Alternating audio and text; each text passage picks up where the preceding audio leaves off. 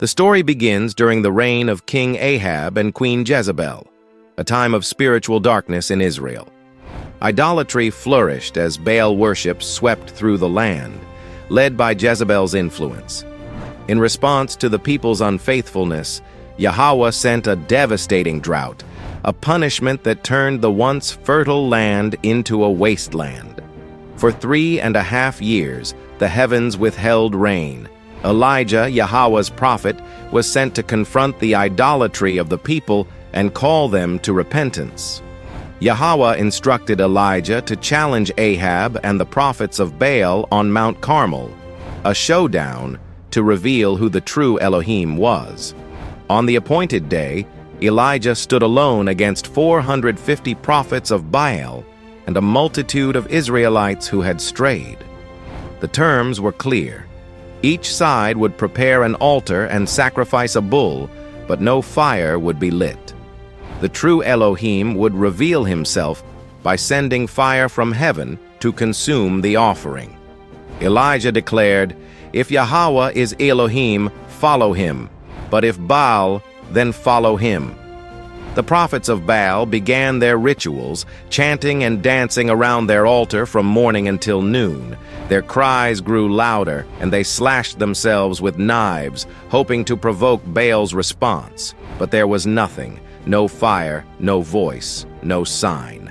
Elijah mocked them, saying, "Shout louder!" Perhaps he is deep in thought, or busy, or traveling. Maybe he is sleeping and must be awakened. Yet, despite their frenzied efforts, Baal remained silent. As the day waned, Elijah took center stage. He repaired Yahawah's altar, which had been torn down, using 12 stones to represent the 12 tribes of Israel. He dug a trench around it and placed wood and the sacrificial bull on the altar. To heighten the drama and demonstrate Yahawah's power, he instructed the people to drench the offering and the wood with water, not once but 3 times, until the trench was filled. Then Elijah prayed with unwavering faith, calling upon Yahawah to reveal himself so that the hearts of Israel might turn back to him. Yahawah, Elohim of Abraham, Isaac, and Israel, let it be known today that you are Elohim in Israel, and that I am your servant. Answer me, Yahawah, so these people will know that you, Yahawah, are Elohim, and that you are turning their hearts back again. In an instant, fire fell from heaven with a roar, consuming the sacrifice, the wood, the stones, the water, and even the dust of the altar. The people fell face down in awe and fear, crying out, "Yahawah, he is Elohim! Yahawah, he is Elohim!" Elijah seized the moment, ordering the prophets of Baal to be captured and executed at the Kishon Valley, bringing judgment upon their false worship. Then Elijah climbed to the top of Mount Carmel and prayed fervently for the drought to end. Though the sky remained clear, Elijah's servant eventually reported seeing a small cloud rising from the sea, no bigger than a man's hand. Elijah knew Yahawah had heard his prayer.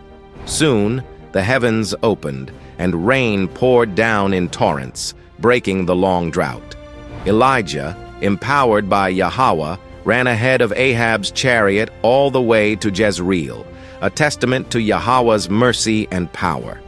This story is a vivid display of Yahawah's supremacy over false gods, the power of faith and prayer, and the call to repentance.